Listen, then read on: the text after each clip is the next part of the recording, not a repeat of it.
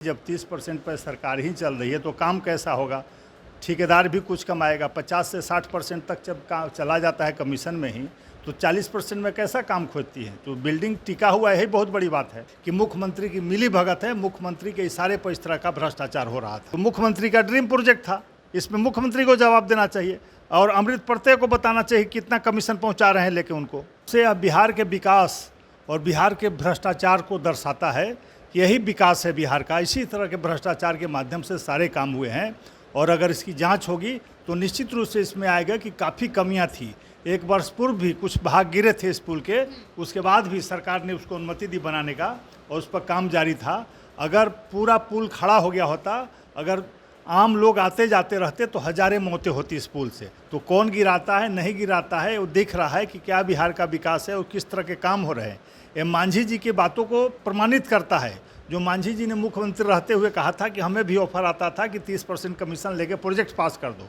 तो ये सच्चाई है कि बिहार में 30% पहले ही पैसे ले लिए जाते हैं बड़े स्तर पर मुख्यमंत्री की जानकारी में। और यही इस पुल के साथ चाहे जो भी बड़े बड़े काम हुए हैं वही घटना हुई है और मांझी जी की बात की आज पुष्टि हो गई। लेकिन सरकार इसको दबाने का प्रयास कर रही है और दोषियों को बचाना चाहती है। नमस्कार, मैं प्रिया, आप देख रहे हैं द बिहार प्रोजेक्ट। जिस प्रकार से भागलपुर के सुल्तानगंज में पुल ताश की पत्ते की तरह ढेर हो गया, उसको लेकर के अब बिहार में राजनीति तेज हो गई है और लगातार इससे पहले भी कई जगहों पर बिहार में पुल को टूटते हुए और पानी में गिरते हुए देखा जा चुका है। और इसको लेकर के जब ये मामला हुआ है जिसमें 1717 करोड़ का नुकसान हुआ एक तरह से, तो अब ये सवाल खड़ा होता ही है कि आखिर कैसे पुल इस तरह से ताश के पत्ते की तरह ढह सकता है।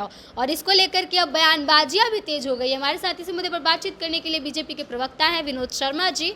सबसे पहले तो पुल है या ताश का पत्ता है जो ऐसे ढह जाता है? देखिए, बहुत ही दुर्भाग्यपूर्ण है यह पुल का ढहना है। एक ताश के पत्ती की तरह बालू पर जो भीत होता है उसकी तरह एक ही झटके में इतना बड़ा पुल समाप्त हो गया जो लंबे समय से करीब 10-12 वर्षों से बन रहा था। और निश्चित रूप से अब बिहार के विकास और बिहार के भ्रष्टाचार को दर्शाता है कि यही विकास है बिहार का। इसी तरह के भ्रष्टाचार के माध्यम से सारे काम हुए हैं और अगर इसकी जांच होगी तो निश्चित रूप से इसमें आएगा कि काफ़ी कमियां थी। एक वर्ष पूर्व भी कुछ भाग गिरे थे इस पुल के, उसके बाद भी सरकार ने उसको अनुमति दी बनाने का और उस पर काम जारी था।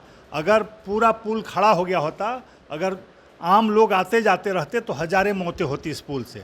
तो निश्चित रूप से माननीय मुख्यमंत्री को इस पर एक उच्च स्तरीय कमेटी बना के सिटिंग जज से एक जांच कराना चाहिए। हमारे प्रदेश अध्यक्ष सम्राट चौधरी जी ने भी ये कहा है, अन्यथा ये समझा जाएगा कि मुख्यमंत्री की मिली भगत है। मुख्यमंत्री के इशारे पर इस तरह का भ्रष्टाचार हो रहा था। स्थानीय लोगों का कहना है कि अभी भी जब पुल गिरा है तो लगभग 4 से 5 मजदूर लापता हैं और गार्ड भी लापता है।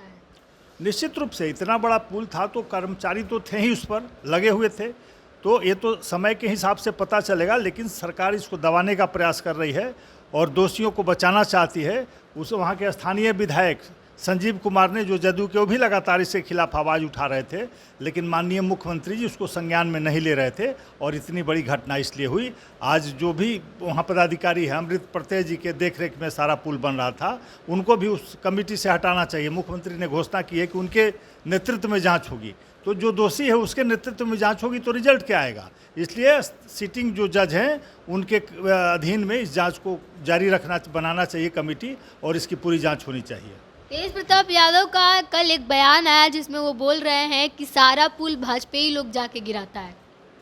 देखिए, स्वतंत्र हैं तेज प्रताप जी पर मैं कमेंट नहीं करना चाहता, क्योंकि उनकी अलग शैली है, अलग भाषा है, क्या बोलते हैं वो खुद ही समझते हैं। तो कौन गिराता है नहीं गिराता है, वो दिख रहा है कि क्या बिहार का विकास है और किस तरह के काम हो रहे हैं। ये मांझी जी की बातों को प्रमाणित करता है। जो मांझी जी ने मुख्यमंत्री रहते हुए कहा था कि हमें भी ऑफर आता था कि 30% कमीशन लेके प्रोजेक्ट पास कर दो। तो ये सच्चाई है कि बिहार में 30% पहले ही पैसे ले लिए जाते हैं बड़े स्तर पर मुख्यमंत्री की जानकारी में। और यही इस पुल के साथ चाहे जो भी बड़े बड़े काम हुए हैं वही घटना हुई है और मांझी जी की बात की आज पुष्टि हो गई। जेडीयू के मंत्री से जब ये सवाल हमने पूछा था, जैसा कि आप लोगों ने आरोप लगाया था कि 30% 40% का सरकार कमीशन लेती है, तो उन्होंने कहा भाजपा से जाके पूछिए कि वो कितना कमीशन लेती है, आप लोग कितना लेते हैं? अरे भाई, जो मुख्यमंत्री होता है उसके नेतृत्व में चलता है। मुख्यमंत्री के नेतृत्व में सारा निर्णय बनता है। कोई भी बड़ा टेंडर पास होता है मुख्यमंत्री की जानकारी में, इसमें भाजपा का क्या लेना देना है? भाजपा इसमें कैसे लेगी कमीशन? कमीशन तो जो लोग सत्ता में उनको बताना चाहिए। इससे पहले भाजपा भी तो सत्ता में थी, मुख्यमंत्री थी क्या भाजपा की? सरकार में तो थे आप। अरे सरकार में कहने के लिए होता है, बिहार के विकास की हमें बहुत कुर्बानी दी है। नितिन नवीन पर सवाल उठा रहे हैं वो लोग। अरे नितिन नवीन 3 में थे कि 13 में थे? मंत्री रोते रहे हैं। मदन साहनी का हाल देखा था आपने, जदयू के मंत्री थे, इस्तीफा दे दिया था कि अफसर बात नहीं सुनते हैं। तो नितिन नवीन क्या करते उसमें?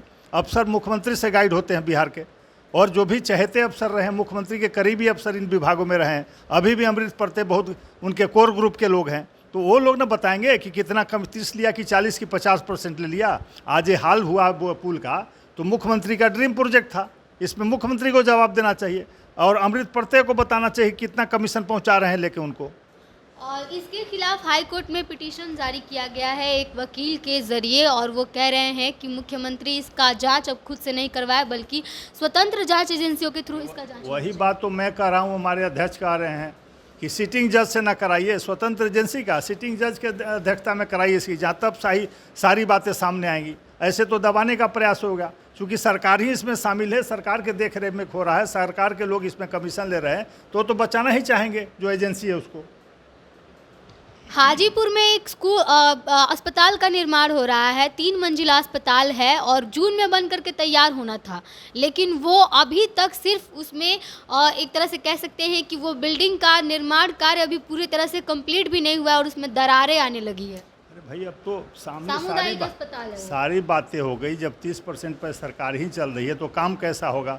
ठेकेदार भी कुछ कमाएगा। 50 से 60% तक जब काम चला जाता है कमीशन में ही, तो 40% में कैसा काम खोजती है? तो बिल्डिंग टिका हुआ है, यही बहुत बड़ी बात है।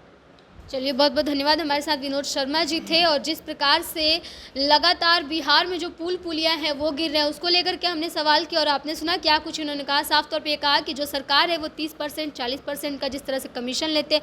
इससे पहले भी बीजेपी के बड़े नेताओं द्वारा ये आरोप लगाया गया जब पुल गिरा तो, कि सरकार जो है वो कमीशन लेती है, जिस वजह से पुल और पुलियों का ऐसा हालत होता है कि या तो आंधी में उड़ जाते हैं या फिर बहती नदी के झोंके में बह जाते हैं, और ऐसा देखने को मिलता है। बहरहाल, हमें अपनी राय इस पूरी प्रतिक्रिया पर जरूर दीजिएगा। बने रहिए हमारे साथ, देखते द बिहार प्रोजेक्ट। धन्यवाद।